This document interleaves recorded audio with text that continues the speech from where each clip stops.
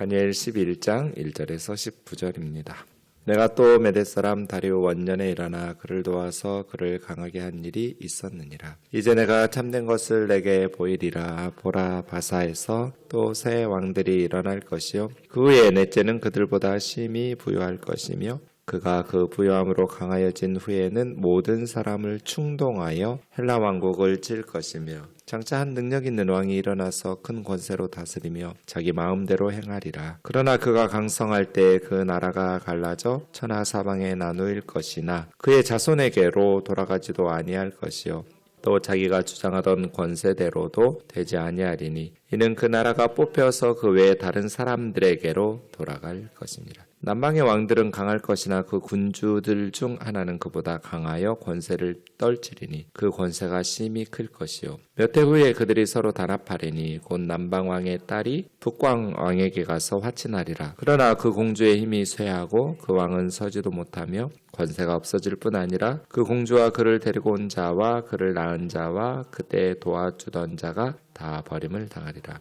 그러나 그 공주의 본 족속에게서 난 자 중에 한 사람이 왕위를 이어 권세를 받아 북방 왕의 군대를 치러 와서 그 성에 들어가서 그들을 쳐서 이기고 그 신들과 부어 만든 우상들과 은과 금의 아름다운 그릇들은 다 노력하여 애굽으로 가져갈 것이요 몇 해 동안은 그가 북방 왕을 차지하리라. 북방 왕이 남방 왕의 왕국으로 쳐들어갈 것이나 자기 본국으로 물러가리라. 그러나 그 아들들이 전쟁을 준비하고 심히 많은 군대를 모아서 물이 넘침같이 나올 것이며 그가 또 와서 남방왕의 견관성까지 칠 것이요 남방왕은 크게 노하여 나와서 북방왕과 싸울 것이라. 북방왕이 큰 무리를 일으킬 것이나 그 무리는 그 손에 넘겨준 바 되리라. 그가 큰 무리로 사로잡은 후에 그의 마음이 스스로 높아져서 수만 명을 엎드려 때릴 것이나 그 세력은 더하지 못할 것이요 북방왕은 돌아가서 다시 군대를 전보다 더 많이 준비하였다가 몇 해 후에 대군과 많은 물건을 거느리고 오리라. 그때 여러 사람이 일어나서 남방왕을 칠 것이요 내 백성 중에서도 포악한 자가 스스로 높아져서 환상을 이루려 할 것이나 그들이 도리어 걸려 넘어지리라. 이에 북방왕은 와서 토성을 쌓고 경관성읍을 점령할 것이요 남방 군대는 그를 당할 수 없으며 그가 택한 군대라도 그를 당할 힘이 없을 것이므로 오직 와서 치는 자가 자기 마음대로 행하리니 그를 당할 사람이 없겠고 그는 영화로운 땅에 설 것이요 그의 손에는 멸망이 있으리라. 그가 결심하고 전국의 힘을 다하여 이르렀다가 그와 친할 것이요 또 여자의 딸을 그에게 주어 그 나라를 망하게 하려 할 것이나 이루지 못하리니 그에게 무익하리라. 그 후에 그가 그의 얼굴을 바닷가로 돌려 많이 점령할 것이나 한 장군이 나타나 그의 정복을 그치게 하고 그 수치를 그에게로 돌릴 것이므로 그가 드디어 그 얼굴을 돌려 자기 땅 산성들로 향할 것이나 거쳐 넘어지고 다시는 보이지 아니하리라. 아멘. 다니엘이 이제 원기를 회복하고 천사가 어루만지고 다시 강하여지도록 말씀을 전하고 하면서 처음에는 완전히 환상을 보면서 또 금식도 하고요. 나이도 80이 넘었고요. 쓰러져 있다가 천사를 통해 원기를 회복한 다니엘에게 이제 하나님의 메시지가 주어집니다. 그것이 11장인데요. 앞으로 고대 근동 지역에서 일어날 미래 역사에 대한 말씀들입니다. 앞에서 이미 주어졌던 말씀들인데 11장, 12장에서는 더 자세하게 주어지고 있습니다. 앗바바헬로를 기억하셔야 다니엘서의 환상을 이해할 수 있습니다. 제가 그렇게 말씀드렸는데요. 이제 아수르는 이미 멸망했고 바벨론도 멸망했고 메대와 바사 제국이 되었잖아요. 다니엘의 노년에 바벨론 제국 70년이 끝났어요. 바사 제국에 의해서 메대 바사 연합국에 의해서 바벨론이 무너졌을 때 1절에 보시면 다리오 원년에 일어나 그를 도와서 그를 강하게 한 일이 있었느니라. 여기서 내가는 다니엘이 아니에요. 지금 환상 중에 말씀하고 계시는 그 천사 이야기예요. 다니엘에게 와서 하나님의 메시지를 전달하는 천사 이야기입니다. 그러니까 이 천사가 다리오 원년에도 일어나서 그를 도왔다. 여기서 그는 그 앞에 나오는 10장 21절에 그죠. 미카엘 천사장이에요. 그러니까 다니엘이 기도를 시작하던 21일 전에 하나님의 명령을 받고 다니엘에게 기도 응답에 대해서 이렇게 메시지를 전달하려고 왔는데 바사를 통치하고 있는 타락한 천사들, 악한 영들이 막고 있었잖아요. 그래서 21일이나 걸렸어요. 다니엘에게 오는데 3일이나 걸렸는데 그때 이제 미가엘 천사가 와가지고 그 악한 타락한 천사들 사탄의 무리들을 제압하고 해서 이 천사가 다니엘에게 올 수 있었잖아요. 그때 이야기하니까 다리오 원년에도 이 천사가 미가엘 천사장을 도와서 그를 강하게 한 일이 있었다. 그러니까 어떻게 되겠어요? 이제 하나님의 뜻대로 고레스 메데 바사 제국이 이렇게 바벨론을 무너뜨리고 그 원년에 하나님의 역사들을 이룰 수 있도록 했겠죠. 그러니까 우리가 육신의 눈으로 보이는 제국들 간의 전쟁, 또 그들 간의 어떤 역사적 사건들은 보이지 않는 영적인 전쟁, 또 다른 하나님의 뜻을 이루려는 천사들과 하나님의 뜻을 회방하려는 타락한 천사들인 사단의 무리들 간의 영적 전쟁이 있었던 것이죠. 어쨌든 그러한 중요한 바벨론 제국이 무너지고 메데 바사 제국이 건설되는 세계사적인 대전환의 역사에 미가엘과 이 천사의 영적 전투가 사탄의 무리들과의 영적 전투가 있었다라는 것을 밝혀주고 있는 것입니다. 2절부터입니다. 이제 내가 참된 것을 너에게 보이리라. 바사에서 지금 이제 바사 제국이 시작되었죠. 페르시아예요. 바사에서 새 왕들이 일어날 것이요 그 후에 넷째 왕이 일어나는데 네 번째 바사의 왕은 앞에 있었던 3명의 바사 왕들보다 심히 부요할 것이며 부요함으로 강하여진 후에 모든 사람들을 충동해서 그리스 헬라 왕국을 칠 것이다. 그런데 장차 한 능력 있는 왕이 일어나서 큰 권세로 다스리며 자기 마음대로 행할 것이다. 그러나 그가 강성할 때 나라가 갈라져 천하 사방으로 나누어지고 그 나라는 자손에게 돌아가지 않고 자기가 주장하던 권세대로 되지도 아니하리니 이는 그 나라가 뽑혀서 그 외 다른 사람들에게로 돌아갈 것임이라. 지금 2절에서 4절까지 무슨 이야기 하는 것 같으세요? 제가 말씀드렸잖아요. 이거 다니엘에게는 매우 어려운 일이라고. 왜냐하면 아직 일어나지 않은 미래 사건이니까. 그러나 우리에게는 쉬운 일이라고. 왜냐하면 이미 일어난 과거 사건이니까. 이렇게 말씀드렸습니다. 우선 바사의 새 왕들이 일어날 것이고 네 번째 왕이 일어나는데 네 번째 왕의 특징은 뭐예요? 앞에 새 왕보다 크게 부유하고 그 부유함으로 무기도 만들고 용병도 사들이고 해가지고 강성해진 후에 그리스를 치는 전쟁을 일으키는 헬라하고 전쟁을 일으키는 바사왕 페르시아 왕이잖아요. 그래서 이 네 번째 왕은 분명하거든요.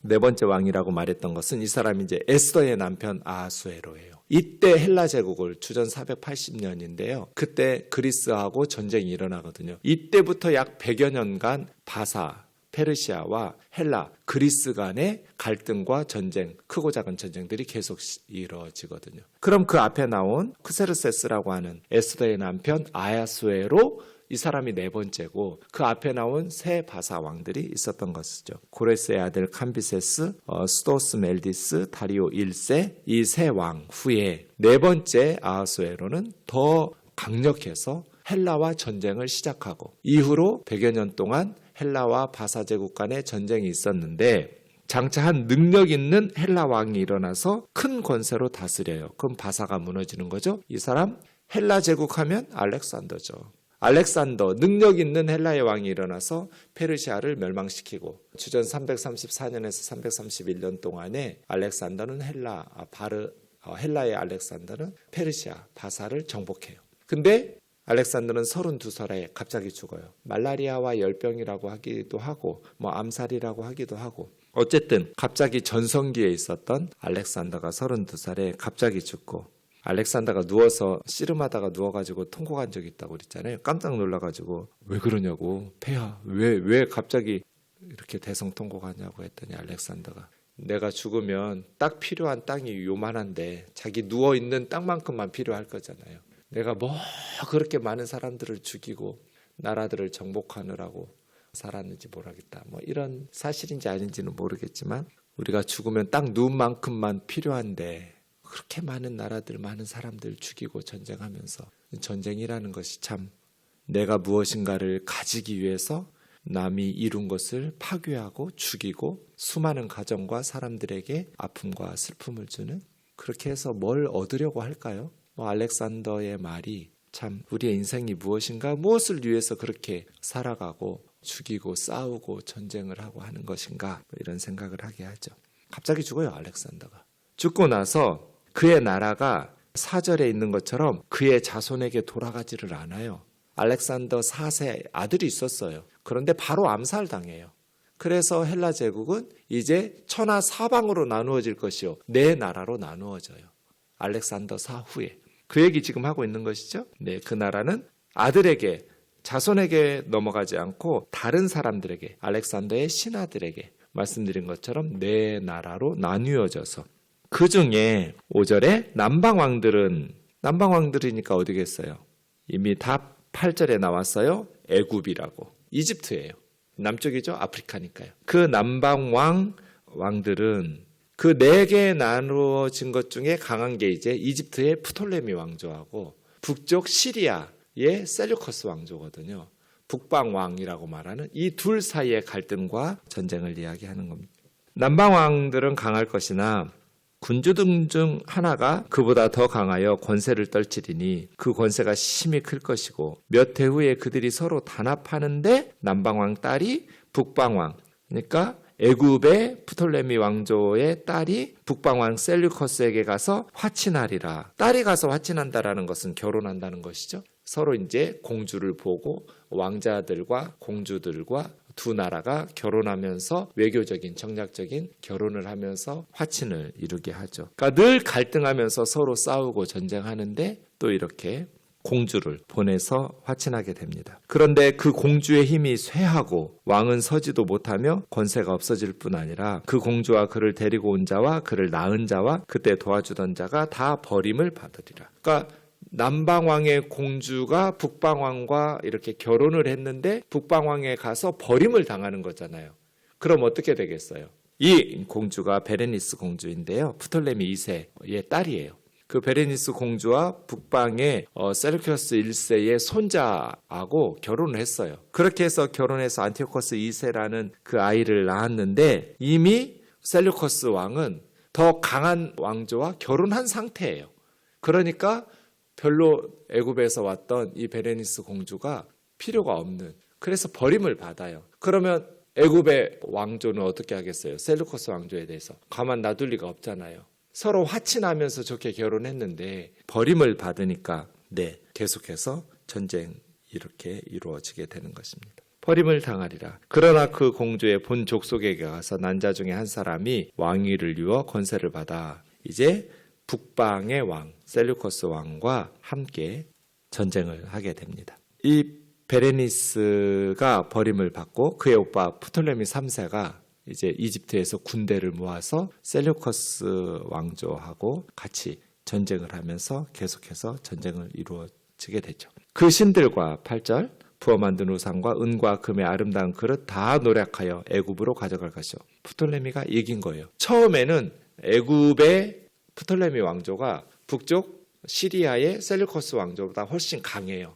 그래서 남방 왕들이 계속해서 전쟁을 하면 북방 왕을 이겨요. 그래서 모든 보물들을 애굽으로 가지고 가죠. 그 이야기를 지금 쭉 이야기하고 있는 거예요. 그 다음에 이제 10절에 북방 왕이 큰 군대를 소집해요. 그래서 이집트를 남방 왕을 침략했는데 큰 여러 차례 전쟁을 시작하고 공격을 해냈지만 이집트 프톨레미 왕조를 이기지를 못해요. 큰 성과를 거두지 못하고 그냥 패배하고 돌아가고 이렇게 하게 됩니다. 그러다가 나중에 이제 10절에 보면 그 아들들이 셀류커스 왕조들이 심히 많은 군대를 모아가지고 물이 넘치듯 많이 가지고 나와서 남방의 견고한 성들까지 다 쳐서 이제 요새들을 부서뜨리게 됩니다. 그리고 남방왕은 크게 노하여 나와서 북방왕과 싸우게 되는데 이 사람이 프톨레미 4세인데요. 그렇게 북방왕과 싸워서 큰 무리를 일으켜지지만 이제 더 이상 북방왕이 승리를 못하도록, 그러니까 계속 엎치락뒤치락 하면서 이때는 또 프톨레미 4세가 이겨요. 승리를 거두어요. 그리고 북방왕이 요새들은 무너뜨리고 승리하는 것 같았는데 안티오코스로 다시 도망가게 되지요. 그리고 나서 13절에 북방왕이 돌아가서 다시 군대를 전보다 더 많이 준비하여서 몇 년 후에 대군을 이끌고 다시 이집트로 침략해서 안티오커스 3세가 계속해서 길러서 돌아오게 됩니다. 그리고 나서 이제 프톨레미 4세와 다시 전쟁을 시작하는데 이때는 이미 프톨레미 4세가 죽은 후예요. 갑자기 죽었어요. 35살에. 그러니까 이집트를 이끌고 이전에 몰아냈던 승리를 거두었던 왕이 갑자기 이집트에서 죽게 되니까 이제는 애굽의 프톨레미 왕조가 정복을 당하게 되는 것이죠. 그리고 나서 14절에 보면 여러 사람이 일어나 남방 왕을 칠 것이요. 셀류커스 왕조뿐 아니라 그리스 쪽에서도 오고 필립 5세입니다. 이집트 내에서 또 프톨레미를 반대하는 쿠데타도 일어나고 반프톨레미 세력도 일어나고 하면서 남방 이집트가 완전히 쇠약하게 되면서 시리아에 의해서 안티오커스 3세에 의해서 패배를 당하게 됩니다. 그때 이제 너의 백성 중에서도 그 14절이에요. 너의 백성 중에서도 포악한 자가 스스로 높아져서 환상을 이루려 할 것이나 그들이 도리어 걸려 넘어지리라. 이때 이제 예루살렘에서도 그때는 이미 70년 포로 후 끝나고 돌아가서 포로 후 공동체를 건설할 때이죠. 예루살렘에서도 이때 이제 도비아스 집안이 있었는데요. 예루살렘 내에 친시리아 정책을 펼쳤던 그러한 사람들이 뭔가 환상을 이루려고 하지만 그대로 이루지 못할 것이다. 그런 이야기를 예루살렘 이야기를 합니다. 그러니까 처음에 예루살렘은 애굽을 다스리던 프톨레미 왕조의 지배를 받아요.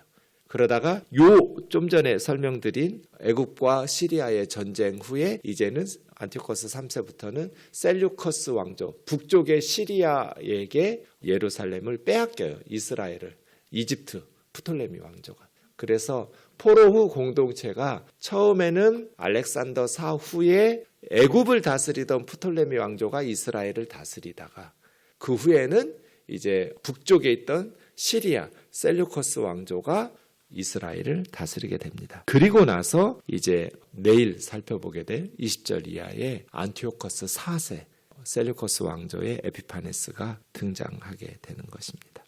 너무나 내용이 자세하잖아요. 역사의 사건들이. 그래서 많은 자유주의 신학자들은 이렇게 자세하게 다니엘이 알았을 리가 없다. 이 부분은 후대의 역사를 다 경험한 후세의 사람이 이 부분을 썼다. 그냥 역사가 일어난 역사를 보고 쓰는 것 같잖아요.